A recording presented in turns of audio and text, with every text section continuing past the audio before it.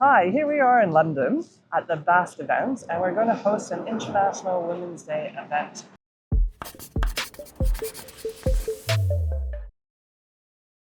Eleanor, why are we celebrating International Women's Day? I think, honestly, Joy, because we're not at the point where we can't afford to just rest on our laurels. I'd love to live in a world where we didn't have to celebrate International Women's Day and it wasn't a thing anymore. But it still is. We still need to make sure that women's voices are being heard, that they're being recognised, particularly in the industry that we work in. But the UN theme for International Women's Day for this year is all about rights and justice for women and girls. And if you look at the rights that women have across the globe, it's only 60% of what men have. So I think there's a huge gap there. Another 60% figure is that women do 60% unpaid work, more unpaid work than men do. So there's still a huge amount of work to be done in terms of making sure that we have the level of equity that we want.